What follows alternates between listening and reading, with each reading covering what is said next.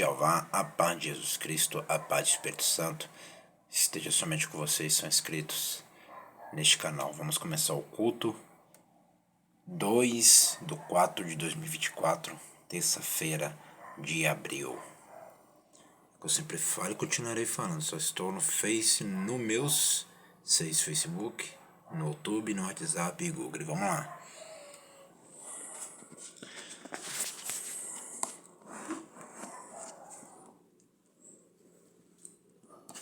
João capítulo 7, vamos começar nessa madrugada.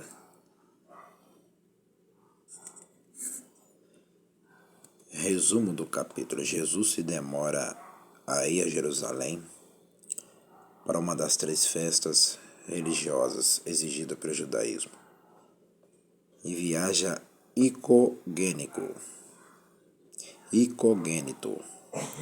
7:13. Na metade dos 8 dias de festa, Jesus passa a ensinar publicamente no pátio do templo.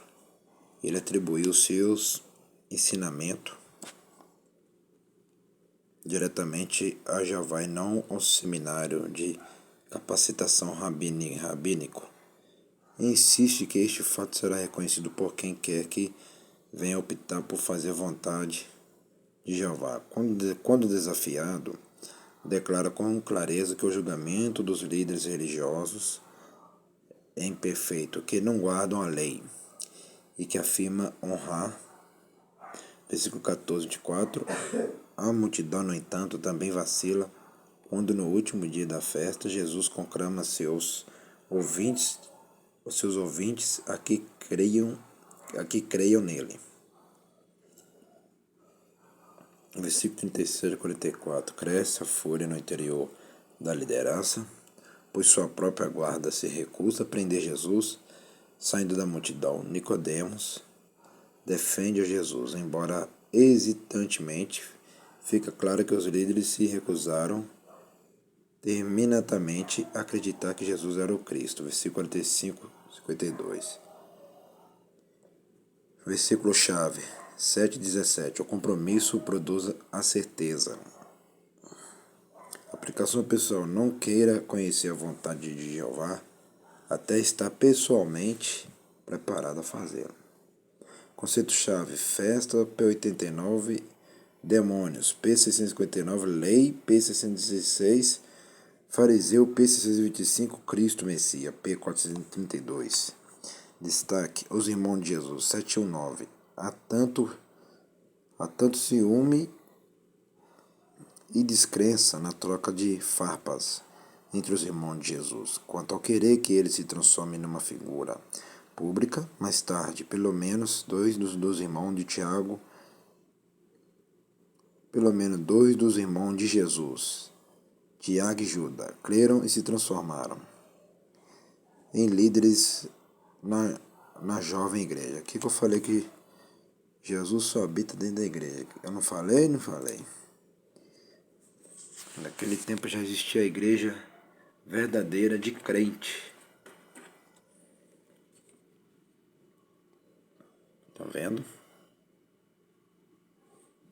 Mais tarde, pelo menos dois dos irmãos de Jesus, Tiago e Judas, creram e se transformaram em líderes na jovem igreja.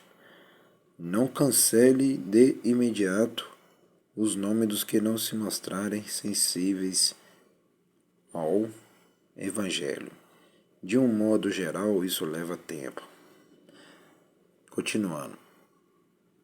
A intimidação, 7:12. João usa a frase "os judeus" da hierarquia religiosa e do judaísmo, seu poder de excluir qualquer personalidade judaica da vida social e religiosa de Israel.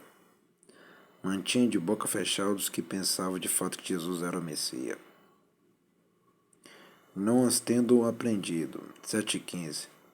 Toda capacitação teológica avançada era ministrada por reconhecidos rabinos a grupo de discípulos. Os líderes sabiam que Jesus detinha uma compreensão avançada de sua religião, mas não podia imaginar como isso seria possível, visto que nunca havia passado por um deles. Querer fazer a vontade de Jeová, 7:17. Este é um princípio vital e básico. Para conhecer Jesus e ter condições de desenvolver um entendimento espiritual, a pessoa deve desejar fazer a vontade de Jeová de maneira consciente e determinada. Aqui aprendeu é assim, de maneira consciente e determinada. O que aprendeu foi assim. Por isso que essa igreja aqui é abençoada todos os dias. Assim também tem culto todos os dias sem parar. Se fizermos esta escolha, Jeová nos mostra. Se fizermos esta escolha, Jeová nos mostrará qual é a sua vontade. E passo a passo viveremos nela. Igual já aprendi a viver. A circuncisão ao sábado, 7:23. Crianças do sexo masculino eram circuncidadas no 8º dia de vida, ainda que coincidisse com o sábado. Jesus apontou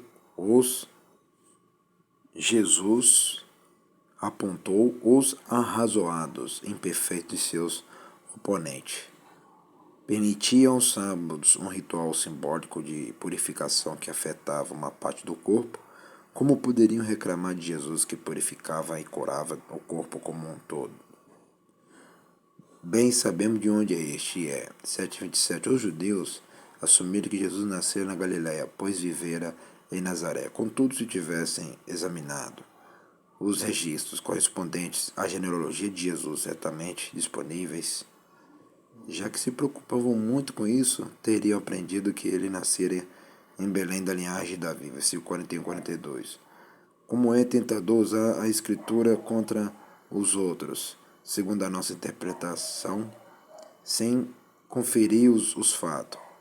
Ao estudarmos a lei, sejamos mais honestos do que o inimigo de Jesus.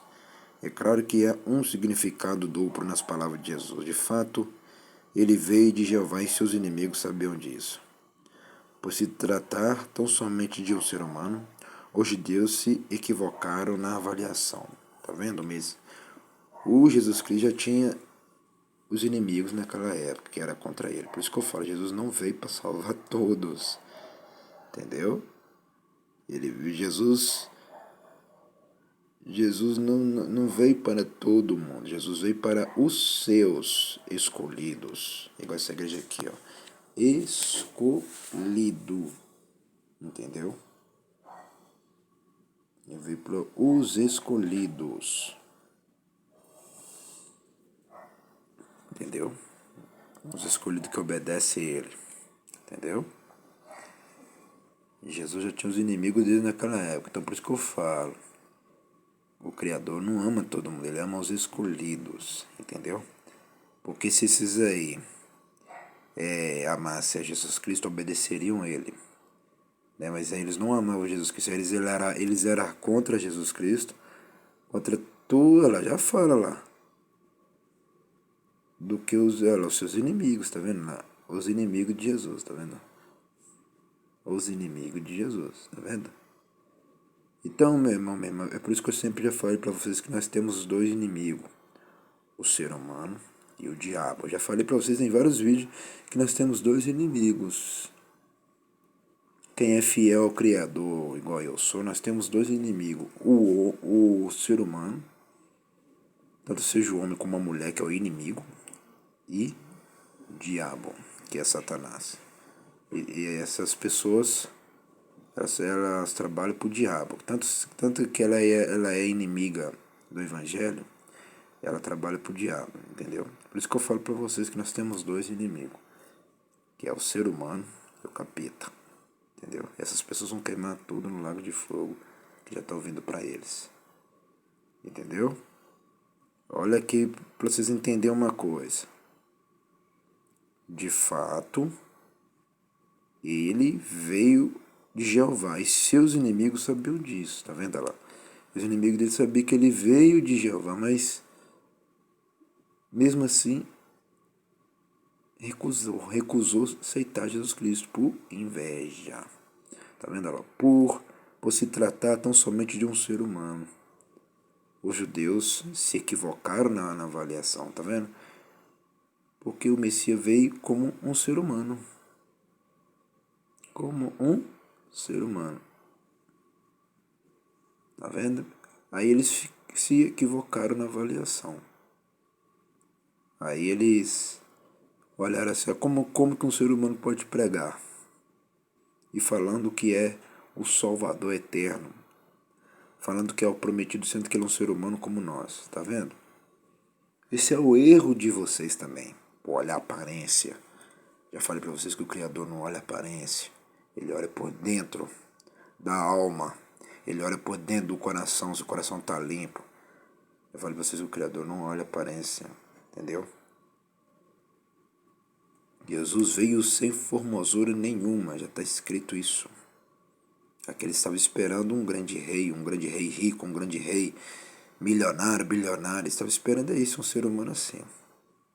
Mas Jesus veio sem formosura e sem oferecer aquela fama de rico. Ou seja, porque rico lá em cima não entra no planeta. Aqueles ricos que não obedecem os dízimos da oferta, não entra no reino do novo planeta. Então Jesus veio sem formosura, sem mostrar, né, que ele é o dono de todas as coisas. Ele veio assim sem se mostrar que ele é o dono de todas as coisas, né? Sem formosura, para mostrar que ele continua sendo Salvador, mesmo se ele veio sem formosura, como um ser humano, e veio como ser humano sem formosura. Ele mostrou que ele é o homem eterno. Mas só que os judeus não se equivocaram na avaliação. Tá vendo? Por você ficar olhando muita aparência, vocês perdem a salvação de imediato, igual os judeus perderam. Por isso que eu falo, tem que praticar o que Jesus... Agora fala nas palavras de Jesus, tem que praticar a palavra dele. Não, a palavra de Jesus, tem que praticar a palavra dele. E isso aqui que é o importante, ao estudarmos a lei. Eu falei que isso aqui não é Bíblia, isso aqui é um costume que eles tinham colocado nisso aqui, né? Isso aqui não é Bíblia. É a palavra. Ao estudarmos a lei, ao estudarmos o mandamento. Tá vendo? Por que essa igreja aqui sabe de todas as coisas? Porque fica estudando todos os dias sobre isso aqui tudo. E sobre outros livros que não estão escritos aqui também. Sobre outras leis que não estão escritas aqui. Certo? Vamos lá, água. 7:37-39. No Antigo Testamento, a água está associada ao ritual com a bênção de purificação da profanação. Isaías 44:3. Fala de um futuro derramamento do Espírito de Jeová. Derramarei água sobre o sedento e rios sobre a terra seca. Esta é, sem dúvida, a imagem a que Jesus faz alusão aqui, com sua promessa de derramar o Espírito Santo, como a fonte da água viva, isto é, água fresca, uma fonte ou corrente sobre os que nele creem. Lá, machandere me canta lá, ó. Aqui, ó, ele é água corrente, olha só, que nunca acaba. Aleluias. Por isso que eu falo que tem que batizar sobre as águas correntes. Aleluia. Que está confirmando a mesma coisa, ó. Além de água ser fresca, que ele é a fonte e a corrente. Por isso que batiza sobre águas correntes. E Jesus Cristo, ele é a água corrente. Sobre os que nele creem. Só quem crê nele. Igual aqui crê. Aleluias. E é isso aí, meu irmão e minha irmã. Vamos agradecer por esse culto nessa madrugada. Soberano Jeová, Jesus Cristo, Espírito Santo, agradecemos por esse culto nessa madrugada, em nome do Pai, do Filho e do Espírito Santo. Amém. E terminamos nesta hora aqui, ó. Até o próximo vídeo.